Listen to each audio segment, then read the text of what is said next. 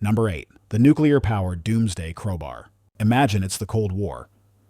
Tensions are high, everyone's building bigger and badder bombs, and the government has a blank check for anything that sounds remotely threatening. Someone in a smoke-filled room, probably named Bob, slams his fist on the table and says, "I want a missile that can fly forever, drop hydrogen bombs on 16 different cities, and then crash land somewhere to poison the earth for good measure." Instead of being fired, Bob gets a promotion. That's basically the origin story of Project Pluto. This wasn't just a missile, it was a flying nuclear reactor, officially called the SLAM, for Supersonic Low-Altitude Missile.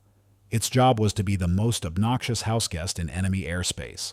Because it was nuclear-powered, it had basically unlimited range. It could launch, fly circles around the Arctic for a few weeks just to kill time, and then, when the order came, it would drop to treetop level and scream across enemy territory at 3 times the speed of sound. The shockwave alone would have flattened buildings and deafened anyone it didn't immediately pulverize. But here's the genius. And by genius, I mean pants-wettingly terrifying part. The engine itself was the weapon. It was a ramjet, which means it scooped up air, ran it directly through an unshielded nuclear reactor to heat it, and then shot it out the back. This process spewed highly radioactive particles all over the landscape it was flying over. It was literally poisoning the ground just by existing. After it dropped all its bombs, its final move was to just crash, wherever, turning a huge chunk of land into a radioactive dead zone for centuries. The US actually built and tested the engine, and it worked perfectly. They just realized that there was no way to test the full missile without irradiating half of Nevada. And if it ever went rogue, well, oops. It was a weapon so destructive, even the Cold War decided to take a pass. Number 7. The man who accidentally poisoned the planet. Twice. You've probably never heard of Thomas Migley Jr., but your body definitely has. This guy is arguably the single most destructive human being in history. Not out of malice, but out of sheer, unadulterated, world-changing genius. He was a chemist tasked with solving 2 of the biggest problems of the early 20th century, and he solved them so well, we almost didn't survive the solutions. First problem, car engines were knocking, which was inefficient and damaging. Migley discovered that adding a compound called tetraethyl lead to gasoline made engines run smooth as silk. Leaded gasoline was born. The world rejoiced. Cars became more powerful and reliable. The only tiny, insignificant, microscopic side effect was that it pumped metric tons of neurotoxic lead into the atmosphere, which then settled into the soil, water, and, oh yeah, human brains. It's been linked to massive drops in IQ, increased crime rates, and a whole host of health problems for generations. But Migley wasn't done. His second act was even bigger. Refrigerators and air conditioners back then used toxic, flammable gases like ammonia. Not ideal. So, our boy Migley goes back to the lab and invents a miraculous, non-toxic, non-flammable wonder chemical called Freon. He famously inhaled a lungful and blew out a candle to prove how safe it was. The world rejoiced again. We finally had safe air conditioning. We also had a chemical that was quietly drifting into the stratosphere and chewing holes in the ozone layer, the very thing that protects all life on Earth from being fried by solar radiation. Basically, one man gave us brain damage and sunburns on a planetary scale, all while trying to be helpful. Number 6. The plastic that could have saved the world, but we lost the recipe. Picture a substance that can be painted onto an egg, and then you can blast that egg with a blowtorch hot enough to melt steel, and the egg inside remains completely raw, not even slightly warm. It just sits there, unfazed, while fire rages on its shell. This sounds like something out of a comic book, but it was a real material called starlight. It was invented in the 1980s by an amateur chemist and former hairdresser from Britain named Maurice Ward. And now, the formula is gone forever. Ward was a tinkerer. He saw a horrible plane crash disaster where people died from toxic smoke, and he decided he could do better. He mixed up a concoction in his home workshop from, and this is the crazy part, totally non-toxic, commercially available ingredients. He claimed you could eat it, though he wouldn't recommend it. He demonstrated it for NASA, the UK's defense ministry, and major corporations. He put starlight-coated objects in tests that simulated the heat of a nuclear blast, and they barely got warm. This stuff could have revolutionized aerospace, construction, firefighting, and warfare. Buildings wouldn't burn down. Astronauts would be safer. You could probably make an oven mitt that lets you reach directly into a volcano. So why isn't everything coated in starlight today? Because Ward was paranoid. He was terrified that if he sold the formula, a company would steal it and cut him out of the deal. He refused to let samples out of his sight and kept the recipe a secret, shared only with a few family members. He passed away in 2014. Yahweh, Lamau Proorian Sawadas, Wanowasai, and it seems the formula died with him.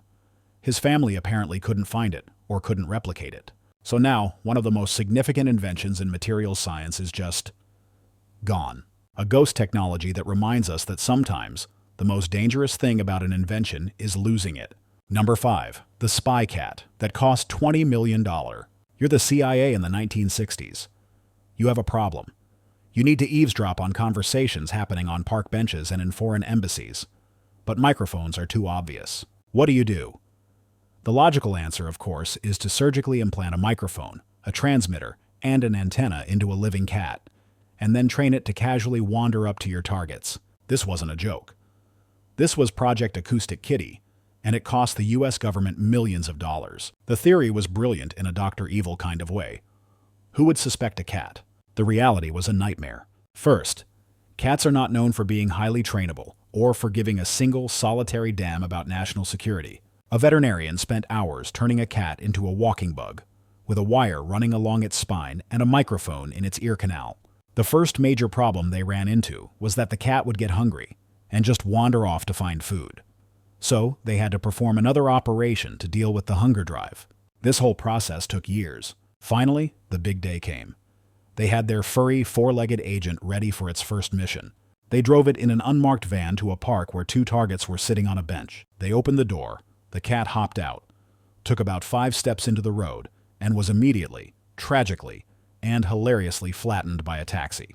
The project was shut down instantly. After years of work and a budget that could have funded a small army, their first and only field test lasted about 15 seconds. It proves that sometimes the most dangerous invention is one that's just really, really stupid. Number 4. Drinkable sunshine that makes your jaw fall off. For a brief, glorious, and absolutely insane period in the early 20th century, people thought radiation was a health tonic. After Marie Curie discovered radium, it became the new miracle ingredient. It was the kale of the 1920s. Companies put it in everything. Chocolate, toothpaste, cosmetics, and most terrifyingly, water. The most famous brand was Radithor, which was literally just radium dissolved in distilled water, sold in a fancy bottle as a cure for everything from fatigue to arthritis. The logic was creative. Hey, radiation is a form of energy and I feel tired, so if I drink energy, I'll have more energy. It was marketed as a cure for the living dead and perpetual sunshine, and people bought it. One of its most famous customers was a wealthy industrialist and amateur golfer named Eben Byers. After an arm injury, his doctor prescribed Radithor. Byers loved the stuff.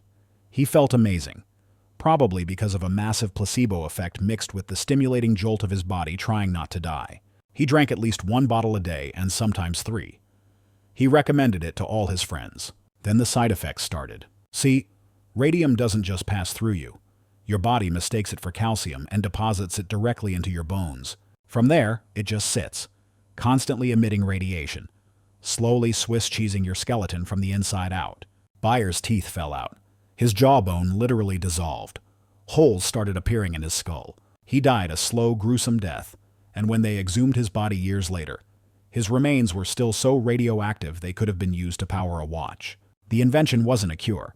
It was a high-class, expensive way to poison yourself into a puddle of radioactive goo. Number 3. The popcorn that brainwashes you. Imagine you're at the movies in the 1950s. You're watching the film, not really thinking about snacks. But during the movie, for a single frame, a message flashes on the screen so fast you don't consciously see it. It says, "Drink Coca-Cola," or "Hungry," "Eat popcorn." Suddenly, you have an irresistible urge to go to the lobby. You don't know why, but you need popcorn. This was the terrifying promise of subliminal advertising. An invention designed to bypass your conscious mind and control your desires directly. The idea was introduced to the world by a market researcher named James Vicary. He claimed he ran an experiment where he flashed these microsecond messages during a movie, and that popcorn sales shot up by nearly 60% and Coke sales by 18%. The public freaked out. This was mind control. A hidden persuader turning free-willed citizens into consumer zombies. The government launched investigations. The CIA looked into it for brainwashing purposes, and it was banned in several countries. It was seen as the ultimate hidden danger, a tool that could manipulate elections or incite riots without anyone ever knowing they were being influenced. There was just one problem. It was all fake. Years later, Vickery admitted he had completely fabricated the results. The experiment never happened. Or if it did, the data was meaningless. Subsequent studies have shown that while subliminal messages might have a tiny, fleeting effect in a controlled lab setting, they can't make you do something you don't already want to do. You can't be hypnotized into buying a bucket of popcorn if you hate popcorn. The real invention wasn't the technology itself, but the mass hysteria it created. A nationwide panic over a form of mind control that never even existed. Number 2. The green desert that conquered the world. Look outside any suburban window. What do you see? A perfect manicured green lawn. It seems like the most natural thing in the world, but it's an invention, and a surprisingly destructive one. The idea of a short, uniform carpet of grass as a status symbol was born in the aristocratic estates of Europe. It was a way to show off you were so rich you could afford to waste huge amounts of land on something completely useless. You didn't need it for farming. You just had it to look good. But it took modern inventions to make this luxury accessible and dangerous to everyone. After World War II, suburbia exploded. Chemical companies with a surplus of nitrates left over from making explosives pivoted to making fertilizers. Pesticide development went into overdrive. And crucially, the invention and mass marketing of the automated lawn sprinkler meant anyone could keep this thirsty, non-native plant alive anywhere. From the wetlands of Florida to the deserts of Arizona, we invented an artificial ecosystem. We created a monster and then built a life support system for it. The danger is its quiet, creeping success.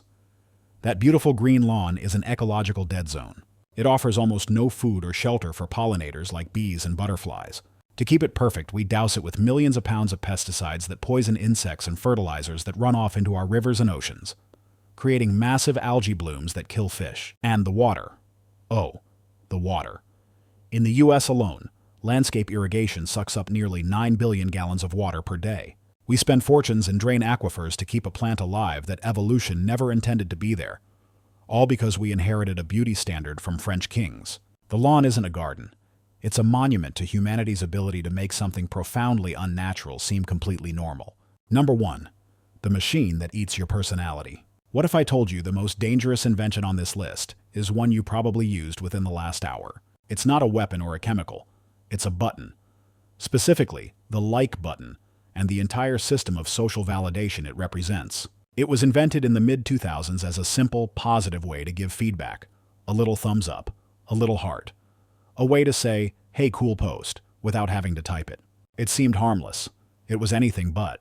This invention didn't just change websites, it changed your brain. Every time you get a like, a share, or a positive comment, your brain releases a tiny hit of dopamine. It's the same chemical you get from eating good food, winning a game, or falling in love. It's a reward. Your brain, being the simple machine it is, just says, okay, that felt good. Let's do that again. So you start, subconsciously at first, tailoring your behavior to get more of it. You post pictures you think people will like. You share opinions you know will get a positive reaction. You slowly, piece by piece, outsource your sense of self-worth to the whims of the crowd. The danger is that this feedback loop is ruthlessly efficient. It trains us to crave constant, low-stakes validation from strangers, which can lead to anxiety and depression when the likes don't come. It discourages authentic expression in favor of popular performance. It sorts us into echo chambers where we only hear from people who will give us our dopamine hit, making us more polarized and less empathetic.